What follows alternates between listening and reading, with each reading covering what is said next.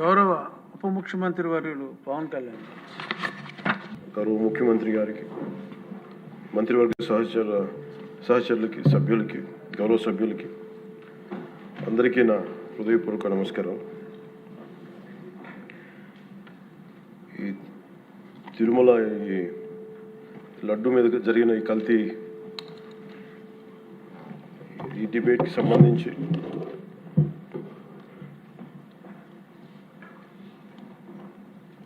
$68 లక్షల కిలోల నెయ్యి అని చెప్పే ఒక కల్తీ నెయ్యిని వాడారు.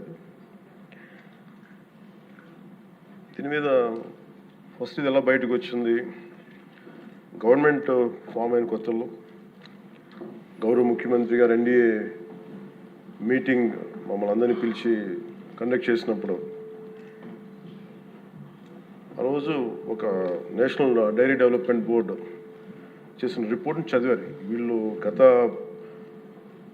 పాలనలో ఇది కూడా జరిగింది అనేది టీటీడీ బోర్డు వారి పాలక మండలి చేసిన ఇది కూడా జరిగింది అనేది తెలియజేశారు. అంతే, అక్కడితో అయిపోయింది అధ్యక్ష.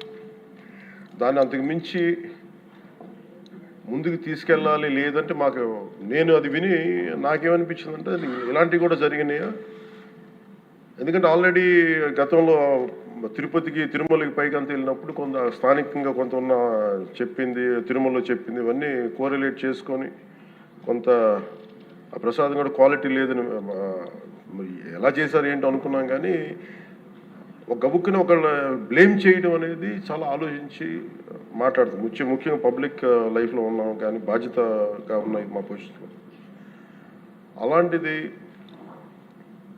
అసలు ఈ నెయ్యిలో కల్తీ జరగలేదు ఇవన్నీ వాళ్ళు మాట్లాడుతుంటే దాని మీద చాలా కంప్లీట్ వివరణ ఇవ్వాల్సిన అవసరం ఉంది అనిపించింది అధ్యక్ష. ముఖ్యంగా గత ప్రభుత్వ పాలనలో ఉన్నప్పుడు ఎక్కడా కూడా దేవాలయాల మీద దాడులు జరిగినా ఇంకోటి జరిగినా ఎక్కడా కూడా మేము దోషుల్ని పట్టుకోండి అని చెప్తా వచ్చాం తప్ప ఎక్కడా కూడా మీరు చేయించారని కానీ మీరు ఉన్నారని కానీ ఎక్కడ ఎందుకంటే తక్కువ అలా కూర్చోబెట్టి ఎలా పడితే అలా మాట్లాడటానికి బాధ్యత ఉంటాం కాబట్టి అలా మాట్లాడలేము. అలాగే ఇది కూడా గౌరవ ముఖ్యమంత్రి గారు రోజు ఎన్డీఏ సభలో చెప్పినప్పుడు మాకు కూడా ఏమనిపించిందంటే దీన్ని ఎలాగా అడ్రస్ చేయాలో నాకైతే ఇంటికి వెళ్ళాక నాకు అర్థం కాలేదు. ఇలాగ యానిమల్ ఫ్యాక్ట్ కూడా కలిసి ఇది ఎన్డీడీబీలో వచ్చింది అని నేషనల్ డైరీ డెవలప్మెంట్ బోర్డు దాంట్లో. సో ఇవన్నీ కూర్చోబెట్టి మాట్లాడుతున్నప్పుడు నేను తర్వాత మార్నింగ్ నేను ట్వీట్ చేశాను అధ్యక్ష. దాని మీద ఎందుకు ట్వీట్ చేయాల్సి వచ్చిందంటే వరుసగా నన్ను ట్యాగ్ చేస్తే చాలా మెసేజ్లు వస్తూ ఉన్నాయంట.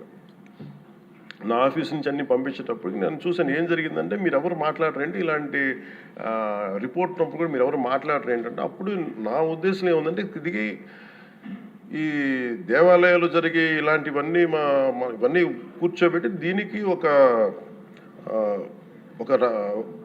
రక్షణ ఒక సనాతన ధర్మ రక్షణ బోర్డు లాంటివి ఉంటే బాగుంటుంది. ఎందుకంటే ఇలాంటి కూర్చోబెట్టి చాలా న్యూట్రల్గా చాలా ఆబ్జెక్టివ్గా చేయొచ్చు ఇవి అనే ఉద్దేశంతో నేను పెట్టాను అధ్యక్ష. నాకు గిల్ట్ ఎక్కడొచ్చిందంటే అరే ఇవన్నీ మనకి లాస్ట్ 2-3 ఇయర్స్ మా టెంపుల్ దగ్గర తిరుమలకి వెళ్ళినప్పుడు కూడా గౌరవ మంత్రివర్యులు మనోహర్ గారు మేము వెళ్ళినప్పుడు మా దృష్టికి చాలామంది తీసుకొచ్చారు అధ్యక్ష. మేమే 2-3 పర్యాలు మేమే మాట్లాడుకున్నాం.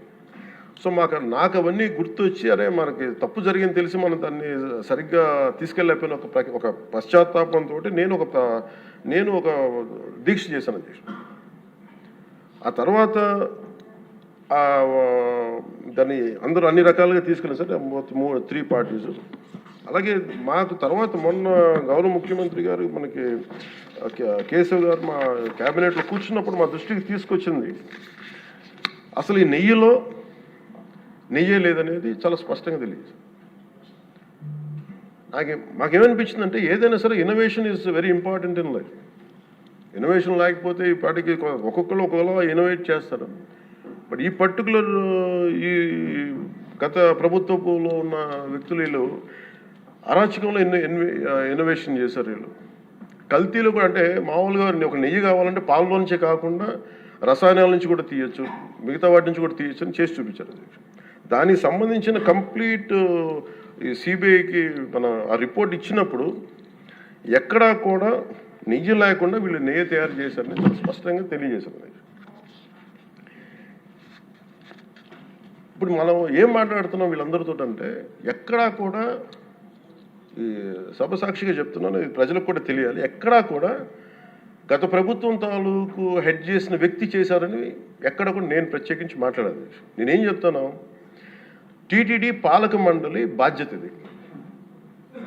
మీరు కూర్చోబెట్టి మీరు బాధ్యత తీసుకొని వాళ్ళ పార్టీ ఆ ప్రభుత్వం స్థాపించినప్పుడు వాళ్ళ నియమించిన పాలక మండలి వాళ్ళు చేసిన తప్పులకి సింపుల్ ఏం చేయాలి అధ్యక్ష, ఒక ఇంటర్వ్యూలో కూడా నన్ను అడిగితే నేనేం చెప్పానంటే, you mean to say you going to blame the person who headed the last government అంటే, my intention is not that.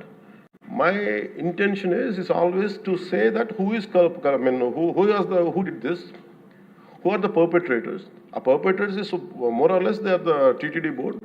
Let them be accountable for that. ఎక్కడా కూడా నేను ఈ వ్యక్తి గురించి మేము మాట్లాడలేదు, ఎందుకంటే డైరెక్ట్గా ఇన్వాల్వ్మెంట్ ఉందని మనం చెప్పట్లేదు అది, ఎందుకంటే వాళ్ళు నియమించిన బోర్డు ఇది. కానీ వాళ్ళు ఏం చేస్తున్నారు అక్కడ కూర్చోబెట్టి, ఎక్కడా కూడా సింపుల్గా ఏం చేయాలి దీక్ష, నిజంగా నేనేం చెప్పాను ఆ ఇంటర్వ్యూలో కూడా, ఆయనే తప్పు, నాకు సంబంధం లేదు, మేము పలానా టీటీడీ బోర్డు చేసింది ఇది, ఆ టీటీడీ బోర్డు మీద మీరు నిష్పక్షపాతంగా ఒక కమిటీ వేయండి, ఆ దోషులు శిక్ష పడేలా చేయండి, వాట్ ఎవర్ దాని అవుట్కమ్ ఏముంటుందో దాన్ని బయట పెట్టండి, ఇంత సింపుల్గా తేల్చేయచ్చు. వాళ్ళు వెనకెందుకు వేసుకొస్తున్నారు నాకు ఈ రోజుకి నాకు అర్థం కాదు. ఈ రోజుకి వెనకేసుకు రావాల్సిన అవసరం లేదు. వెరీ క్లియర్ కట్ రిపోర్ట్ ఇచ్చింది. ఇందులో కంప్లీట్గా అసలు నెయ్యి లేకుండా వీళ్ళు నెయ్యి తయారు చేశారు కనుక, రసాయనాలతోటి పామాయిల్ తోటి వీటన్నిటితో బేస్ చేసుకొని నెయ్యి లేకుండా నెయ్యి తయారు చేశారు. It's very clear cut, it's evident. ఇప్పుడు ఎందుకు ఇంత డిస్కషన్ అవుతుంది అధ్యక్ష, మనందరం కూర్చోబెట్టి ఇంత సభా సమయాన్ని ప్రజలకు ఇవ్వాల్సింది కేవలం తిరుపతి లడ్డు గురించి ఎందుకు మాట్లాడాల్సి వస్తుందంటే, వాళ్ళు నిజంగా కనుక ఉప్పేసుకుని ఉంటే కల్తీ జరిగింది, దానికి తగ్గ లా ఏం కోర్స్ యాక్షన్ ఏం తీసుకోవాలో తీసేసుకుని అయిపోతుంటే, దానికి ఎవరైతే పర్పెట్రేటర్స్ ఉన్నారో వాళ్ళకి ఆ శిక్షగా వెళ్ళిపోతారు. అలా కాకుండా అసలు ఆ నెయ్యిలో కల్తీ లేదు, యానిమల్ ఫ్యాట్ లేదు, రిపోర్ట్ ఇచ్చిన తర్వాత ఇవన్నీ. అందుకని ఈ సభ ఈరోజు ఇంతమంది మాట్లాడాల్సి వస్తుంది అధ్యక్ష. మాకు ఏమనిపించిందంటే అధ్యక్ష, దీన్ని క్యాబినెట్ మీటింగ్లో మా దృష్టికి తీసుకొచ్చింది మీకు తెలియజేస్తున్నాను మీ ద్వారా ప్రజలకి. సిబిఐ నేతృత్వంలోని ఈ స్పెషల్ ఇన్వెస్టిగేషన్ టీం ఆ నెయ్యి తయారీకి 1 లీటర్ పాలు కూడా వినియోగించలేదని చెప్పి చాలా ఖచ్చితంగా తేల్చింది. ఆ పామాయిల్లో రసాయనాలు కలిపి తయారు చేసినట్టు చెప్పింది. ఆ ఇతర రసాయనాలు ఏ మూలకాల నుంచి తయారయ్యాయో నిర్ధారణ చేసే సాంకేతికత, దానికై సంబంధించిన టెక్నాలజీ ఆ పర్టికులర్ మా వద్ద లేదనేది ఆ సిట్ తేల్చేసింది. ఈ కేసులో 36 మందిని నిందితులుగా తేల్చింది. శ్రీవారి ప్రసాదాన్ని అపవిత్రం చేసేందుకు ఒక ప్రణాళిక, ఒక ప్లాన్ ప్రకారం కుట్ర జరిగిందన్నట్టు సిట్ తెలియజేసింది. అలాగే దీని ముందు ఏం జరిగిందని చూస్తే, తమకి నచ్చిన సంస్థలకి నెయ్యి సరఫరా కాంట్రాక్టులు కట్టబెట్టేందుకు ఒక ప్రణాళిక ప్రకారం టెండర్ నిబంధనలు సవరించారు.